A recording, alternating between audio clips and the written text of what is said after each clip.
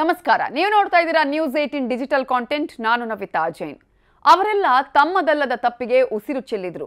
ಬರ ಸಿಡಿಲಿನಂತೆ ಎರಗಿದ ದುರಂತದಿಂದ 36ಕ್ಕೂ ಹೆಚ್ಚು ಕುಟುಂಬಗಳು ದಿಕ್ಕು ತೋಚದಂತಾಗಿದ್ವು. ದುಡಿಯುವ ಕೈಗಳನ್ನು ಕಳೆದುಕೊಂಡಂತಹ ಕುಟುಂಬಗಳು ಪ್ರತಿನಿತ್ಯ ಕಣ್ಣೀರಿನಲ್ಲಿ ಕೈ ತೊಳೆಯುವಂತಾಗಿತ್ತು. ಸರ್ಕಾರ ಒಂದಷ್ಟು ಭರವಸೆ ಕೊಟ್ಟಿತ್ತು. ಆ ಭರವಸೆ ಈಡೇರಿತ್ತಾ ಅಂತ ಹೇಳಿದ್ರೆ ಆ ಸಂದರ್ಭದಲ್ಲಿ ಆಗಿರಲಿಲ್ಲ. ಆ ಸಂದರ್ಭದಲ್ಲೇ ಕಾಂಗ್ರೆಸ್ ಒಂದಷ್ಟು ಗ್ಯಾರಂಟಿಗಳನ್ನು ಆ ಕುಟುಂಬಗಳಿಗೆ ಕೊಟ್ಟಿತ್ತು. ಈಗ ಸಂತ್ರಸ್ತ ಕುಟುಂಬಗಳಿಗೆ ಅರ್ಧ ನ್ಯಾಯ ಸಿಕ್ಕಿದೆ. ಕಾಯಂ ಸರ್ಕಾರಿ ಉದ್ಯೋಗದ ಭರವಸೆ ಮರೀಚಿಕೆಯಾಗಿದೆ. ಆದರೆ ಗ್ಯಾರಂಟಿ ಕೊಟ್ಟ ಸರ್ಕಾರ ಅರ್ಧ ಗ್ಯಾರಂಟಿ ಕೊಟ್ಟಿದೆ. ಹಾಗಾದ್ರೆ ಇವರ ಬೇಡಿಕೆ ಏನು, ಮನವಿ ಏನು, ಸರ್ಕಾರ ಕೊಟ್ಟ ಮಾತನ್ನ ಉಳಿಸಿಕೊಳ್ಳುವಲ್ಲಿ ವಿಫಲ ಆಗಿದ್ ಯಾಕೆ, ಇವೆಲ್ಲವನ್ನ ಈ ಸ್ಟೋರಿಯಲ್ಲಿ ನೋಡೋಣ.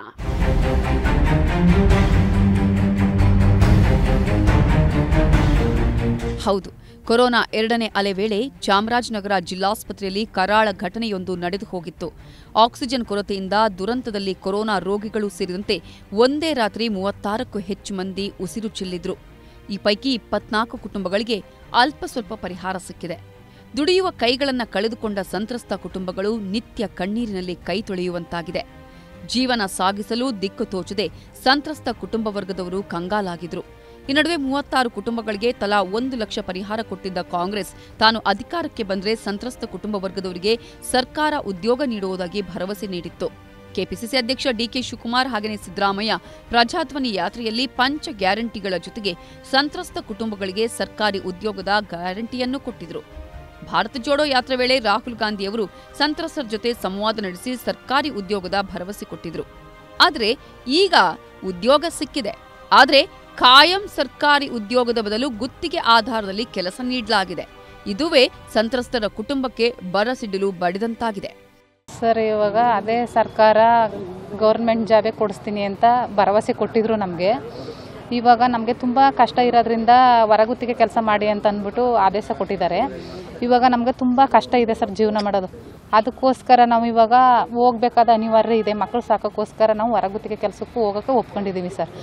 ನಾವು ಇನ್ನೂ ಕೂಡ ನಮಗೆ ಸರ್ಕಾರ ಕಾಯಂ ಕೆಲಸ ಕೊಡಿಸ್ತಾರೆ ಅನ್ನೋ ಭರವಸೆಯಲ್ಲಿ ಇದ್ದೀವಿ ಸರ್. ದಯವಿಟ್ಟು ನಮ್ಗೆ ಕೊಟ್ಟಿದ್ರು ಸರ್. ಆ ಭರವಸೆನ ಈಡೇರಿಸಬೇಕು ಅಂತ ಕೇಳ್ಕೊತಾ ಇದ್ದೀನಿ ಸರ್. ಇವಾಗ ನಮ್ಗೆ ಅನಿವಾರ್ಯ ಇರೋದ್ರಿಂದ ನಾವು ಹೊರಗುತ್ತಿಗೆ ಕೆಲಸಕ್ಕೆ ಹೋಗ್ಬೇಕಾಗಿದೆ ಸರ್. ನಿನ್ನೆ ಎಲ್ಲ ಕಾಲ್ ಮಾಡಿ ಸಮಾಜ ಕಲ್ಯಾಣ ಇಲಾಖೆಯಿಂತಂದ ಹಾಸ್ಟೆಲ್ ವರ್ಕು ಅಂತ ಬರ್ತೀರಾ ಅಂತ ಕಾಲ್ ಮಾಡಿದರು ಅಡುಗೆ ಕೆಲಸಕ್ಕೆ. ಆದರೆ ನಮಗೆ ಚಿಕ್ಕ ಮಕ್ಳು ಇರೋದ್ರಿಂದ ನಮಗೆ ಹಾಸ್ಟೆಲೆಲ್ಲ ಉಳ್ಕೊಳಕ್ಕಾಗಲ್ಲ. ಆಮೇಲೆ ಬೆಳಗ್ಗೆ ಬರೋಕ್ಕಾಗಲ್ಲ, ಬರೋಕ್ಕೆ ಹಿಂಸೆ ಆಗುತ್ತೆ ಅಂತ ಅಂದ್ಬಿಟ್ಟು ಇವತ್ತು ನಾವು ADC ಮೇಡಮ್ ಹತ್ರ ಬಂದಿದ್ವಿ.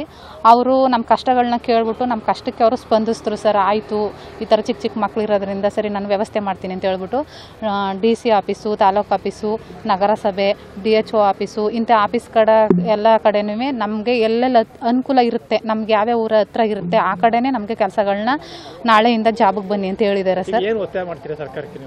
ಸರ್. ಸರ್ಕಾರಕ್ಕೆ ಅದೇ ಸರ್, ನಾವೀಗ ಅನಿವಾರ್ಯ ಇರೋದ್ರಿಂದ ಹೊರಗುತ್ತೆ ಕೆಲಸಕ್ಕೆ ಒಪ್ಕೊಂಡಿದ್ದೀವಿ. ಇದೇ ರೀತಿ ಇವರು ಏನು ಭರವಸೆ ಕೊಟ್ಟಿದ್ರು ನಮಗೆ ಕಾಯಂ ಕೆಲಸ ಕೊಡಿಸ್ತೀವಿ ಅಂತ, ಆ ಥರ ಕಾಯಂ ಕೆಲಸ ಕೊಡಿಸ್ಲಿ ಅಂತ ನಾವು ಕೇಳ್ಕೊತಾ ಇದ್ದೀವಿ ಸರ್. ಅದೇ ಭರವಸೆ ನಂಬಿಕೆಯಲ್ಲಿ ಇದ್ದೀವಿ ಸರ್, ಕೊಡಿಸ್ತಾರೆ ಅನ್ನೋ ನಂಬಿಕೆಯಲ್ಲಿ ಇದ್ದೀವಿ ಸರ್. ಅದೇ ಬೇಡಿಕೆ ಸರ್ ನಮ್ಮದು. ಆಕ್ಸಿಜನ್ ದುರಂತದ ಸಂತ್ರಸ್ತ ಕುಟುಂಬದವರಿಗೆ ಫೆಬ್ರವರಿ 1ರಿಂದ ಗುತ್ತಿಗೆ ಆಧಾರದ ಸರ್ಕಾರಿ ಉದ್ಯೋಗಕ್ಕೆ ವರದಿ ಮಾಡಿಕೊಳ್ಳುವುದಕ್ಕೆ ಜಿಲ್ಲಾಡಳಿತ ಸೂಚಿಸಿದೆ. ಗುತ್ತಿಗೆ ಆಧಾರದ ಮೇಲೆ 32 ಮಂದಿಗೆ ಕೆಲಸ ಕೊಡಲಾಗುತ್ತಿದ್ದು, ಮೊದಲಿಗೆ ಸಮಾಜ ಕಲ್ಯಾಣ ಇಲಾಖೆಯಲ್ಲಿ ಅಡುಗೆ ಕೆಲಸ ಕೊಡುವುದಕ್ಕೆ ಆಫರ್ ನೀಡಲಾಗಿತ್ತು. ಆದರೆ ಇದಕ್ಕೆ ಸಂತ್ರಸ್ತ ಕುಟುಂಬಸ್ಥರು ಒಪ್ಪಿರಲಿಲ್ಲ. ಈಗ ಬೇರೆ ಬೇರೆ ಇಲಾಖೆಗಳಲ್ಲಿ ಗುತ್ತಿಗೆ ಆಧಾರದ ಮೇಲೆ ಕೆಲಸ ನೀಡಲಾಗಿದ್ದು, ಕೆಲಸಕ್ಕೆ ವರದಿ ಮಾಡಿಕೊಳ್ಳುವುದಕ್ಕೆ ಜಿಲ್ಲಾಡಳಿತ ಸೂಚಿಸಿದೆ.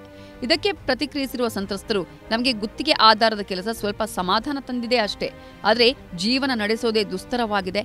ಇಂತಹ ಸಂದರ್ಭದಲ್ಲಿ ಅನಿವಾರ್ಯವಾಗಿ ಗುತ್ತಿಗೆ ಆಧಾರದ ಕೆಲಸವನ್ನ ಒಪ್ಪಿಕೊಂಡಿದ್ದೇವೆ ಅಂತ ತಮ್ಮ ನೋವನ್ನ ತೋಡಿಕೊಂಡಿದ್ದಾರೆ. ಅಧಿಕಾರಕ್ಕೆ ಬಂದ್ರೆ ನಮಗೆಲ್ಲ ಸರ್ಕಾರಿ ಉದ್ಯೋಗ ಕೊಡೋದಾಗಿ ಕಾಂಗ್ರೆಸ್ ಗ್ಯಾರಂಟಿ ಕೊಟ್ಟಿತ್ತು. ಸರ್ಕಾರ ಭರವಸೆ ಕೊಟ್ಟಿರುವಂತೆ ಸರ್ಕಾರಿ ಉದ್ಯೋಗವನ್ನ ಕಾಯಂ ಆಗಿ ನೀಡಬೇಕು ಅನ್ನೋದು ಇವರ ಆಗ್ರಹ. ಸರ್, ಒಪ್ಪಿಗೆ ಇದೆ ಅನ್ನೋದಕ್ಕಿಂತ ನಮಗೆ ಅನಿವಾರ್ಯ ಸರ್ ಅದು. ಈಗ ಸರ್ಕಾರಿ ಉದ್ಯೋಗ ಕೊಡಿಸ್ತೀವಿ ಅಂತ ಹೇಳ್ತಾನೆ ಇದ್ದಾರೆ, ಬಟ್ ಅದು ಇನ್ನೂ ಆಗಿಲ್ಲ. ಇವಾಗ ಹೊರಗುತ್ತಿಗೆ ಆಧಾರದ ಮೇಲೆ ನಿಮಗೆ ಕೊಡ್ತೀವಿ ಅಂತ ಅಂದಾಗ ನಮಗೊಂದು ಆಸೆ, ಏನಕ್ಕೆ ಅಂದರೆ ಈಗ ಒಬ್ಬರ ಮೇಲೆ ಡಿಪೆಂಡ್ ಆಗಿದ್ದೀವಿ. ಈ ಅನಿವಾರ್ಯ ಕೆಲಸದಿಂದ ಸ್ವಲ್ಪ ನಮ್ಮಲ್ಲಿ ನಾವು ಕೆಲಸ ಮಾಡಿಕೊಂಡು ನಮ್ಮ ಜೀವನ ನಡೆಸ್ಕೊಂಡು ಹೋಗ್ಬೋದಲ್ಲ ಅನ್ನೋ ಅನಿವಾರ್ಯ ಇದೆ ನಮಗೆ, ಈಗ ತುಂಬ ಅನಿವಾರ್ಯ ಇದೆ. ಬಟ್ ಅದಕ್ಕೆ ನಾವು ಏನು ಹೇಳಿದ್ವಿ, ಹೊರಗುತ್ತಿಗೆ ಆದರೂ ಪರವಾಗಿಲ್ಲ ಹೋಗೋಣ ಅನ್ನೋದು ಮನಸ್ಥಿತಿ ಬಂದಿತ್ತು. ಇವಾಗ ಏನಾಗಿದೆ, ನೆನ್ನೆ ಎಲ್ಲ ಕಾಲ್ ಬಂದಿದೆ ತುಂಬ ಜನಕ್ಕೆ ಸಮಾಜ ಕಲ್ಯಾಣ ಇಲಾಖೆಯಲ್ಲಿ ಅಡುಗೆ ಕೆಲಸ ಅಂತ. ಅಂದರೆ ನಮಗೆ ಚಿಕ್ಕ ಪುಟ್ಟ ಮಕ್ಕಳಿರೋದ್ರಿಂದ ನಾವು ಆ ಕೆಲಸಕ್ಕೆ ಹೋಗೋಕ್ಕಾಗಲ್ಲ ಅನ್ನೋ ಕಾರಣ ಎಲ್ಲರೂ ಸೇರಿ ಒಂದು ನಿರ್ಧಾರ ಮಾಡಿ ADC ಮೇಡಮ್ನವ್ರನ್ನ ಮೀಟ್ ಮಾಡಿದ್ವಿ. ಮೇಡಮ್, ನಮಗೆ ಸಮಾಜ ಕಲ್ಯಾಣ ಇಲಾಖೆಯಲ್ಲಿ ಕೆಲಸ ಬೇಡ, ದಯವಿಟ್ಟು ಅಡುಗೆ ಕೆಲಸಕ್ಕೆ ನಾವು ಹೋಗಲ್ಲ. D ಗ್ರೂಪಲ್ಲೇ ತುಂಬ ಆಪ್ಷನ್ಗಳಿದೆ, ದಯವಿಟ್ಟು ನಮ್ಗೆ ಅಲ್ಲೆಲ್ಲಾದರೂ ಆಫೀಸ್ ವರ್ಕ್ ಏನಾದರೂ D ಗ್ರೂಪಲ್ಲೇ ಇರುತ್ತಲ್ಲ ಹಾಕ್ಕೊಡಿ ಅಂತ ಕೇಳಿದ್ವಿ. ಅಂದರೆ ವಿದ್ಯಾರ್ಹತೆಗೆ ತಕ್ಕಂಗೆ ನಮಗೆಲ್ಲಾದರೂ ಹಾಕ್ಕೊಡಿ ಅಂತ. ಅವರು ಇವಾಗ ತುಂಬ ಕಡೆ ಹತ್ರ ಇರೋರಿಗೆ ತಾಲೂಕು ಆಫೀಸ್ಗಳಲ್ಲಿ ಹೇಳಿದ್ದಾರೆ, DHO ಆಫೀಸಲ್ಲಿ ಹೇಳಿದ್ದಾರೆ, ಮತ್ತು ಇಲ್ಲೇ DC ಆಫೀಸಲ್ಲೂ ತುಂಬ ಜನಕ್ಕೆ ಹೇಳಿದ್ದಾರೆ. ಹಂಗಾಗಿ ಇವಾಗ ಅನಿವಾರ್ಯ ಇರೋದ್ರಿಂದ ಅದನ್ನು ಒಪ್ಕೋತಾ ಇದ್ದೀವಿ ನಾವು.